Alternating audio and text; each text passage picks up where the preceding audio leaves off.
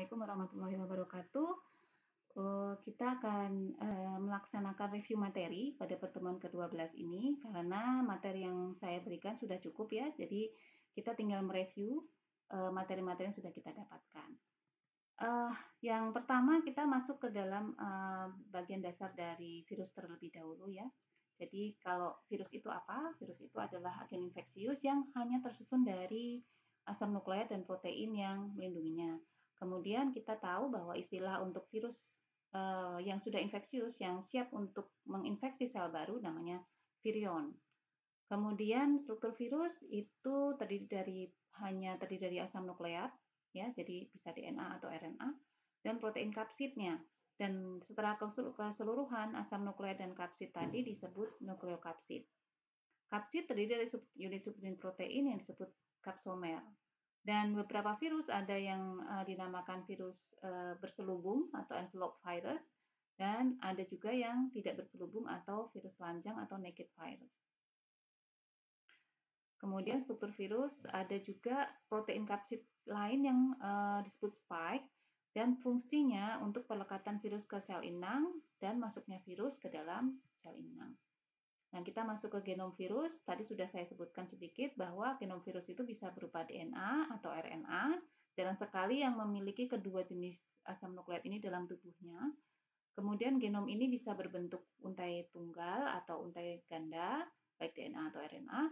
Ada juga bentuknya sirkuler atau linier, kecuali pada virus influenza yang genomnya bersegmen-segmen atau terbelah-belah gitu ya. Dan berdasarkan struktur nukleokapsidnya, virus dapat dibedakan menjadi virus viral, kemudian virus ikosahedral, dan virus yang kompleks. Nanti kalian baca sendiri masing-masing apa itu ya. Kemudian selain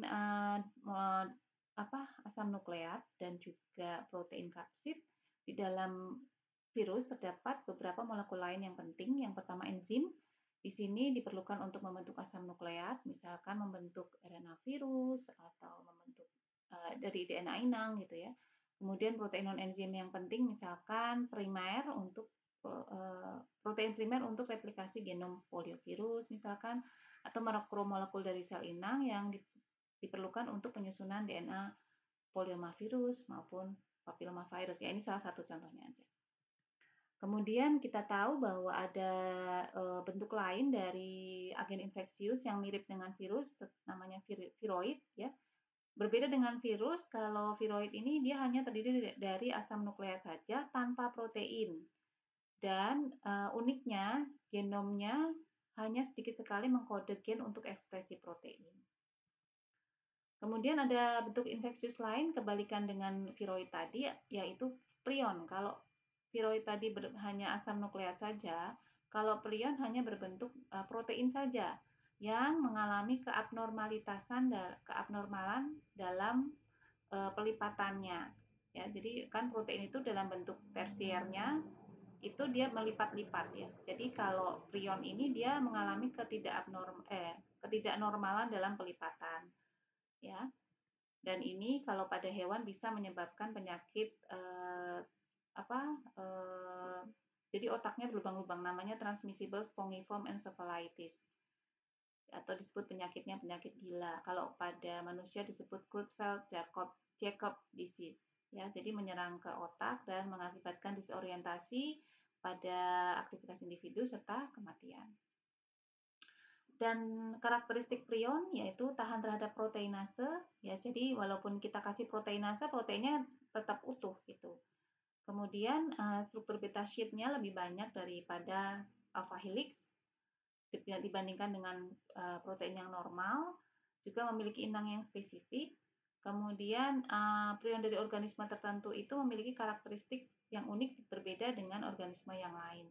Misalkan prion dari tikus itu berbeda dengan prion yang dari hamster. Sampai saat ini belum diketahui penyebab perubahan protein normal menjadi prion. Kemudian ini menyinggung lagi genom virus. Hanya saja saya ingin menambahkan bahwa tidak banyak protein yang dikode dari genom virus. Kemudian variasi panjangnya juga ada ya, dari yang kecil hingga yang sangat besar. Ya, Jadi hanya itu. Oh, oke.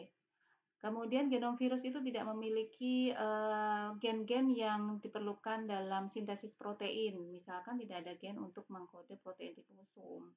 Kemudian juga tidak ada ribosomal RNA dan tidak memiliki telomer dan sentromer. Keduanya dipakai untuk kalau pada individu tingkat tinggi dipakai untuk menjaga keutuhan genom maupun diperlukan dalam proses pembelahan sel. Nah, setelah kita mengupas genom virus, kita juga mengetahui bahwa genom virus itu digunakan dalam pengelompokan virus. Di sini ada 7 kelas genom virus yang dipakai dalam pengelompokan virus dengan sistem Baltimore. Yang pertama virus dengan DNA untai ganda, kemudian yang kedua DNA untai tunggal, ketiga DNA untai ganda bercelah, keempat RNA untai ganda, RNA untai tunggal dengan untai positif dan negatif, dan yang terakhir virus dengan RNA untai tunggal yang ditranskripsikan dari DNA intermediate. Siklus hidup virus kita tahu bahwa virus harus mengenal reseptor yang ada di permukaan sel, kemudian dia akan masuk ke dalam sel dan akan ada yang mengintegrasikan genomnya ke dalam inti sel, ada yang di dalam sitoplasma saja. Intinya dia menggunakan mekanisme dalam sel hidup yang dia perlukan untuk perbanyakan hidupnya. Jadi ini ada beberapa tahapan infeksi sel mulai dari pengenalan reseptor hingga pembentukan virus baru. Jadi pelekatan virus dengan membran sel, jadi membran reseptornya itu ada di membran sel, harus dapat melekat dengan membran sel ya, dan reseptornya bermacam-macam. Setelah itu ada proses uncoating atau proses pembukaan kapsid sehingga genomnya bisa masuk ke dalam sel. Dan ada yang mengintegrasikan genomnya ke dalam genom inang, dan untuk ini diperlukan enzim khusus untuk memotong genom inang, kemudian memasukkan genom virus ke dalam genom inang. Demikian perkuliahan kita hari kali ini. Wassalamualaikum warahmatullahi wabarakatuh.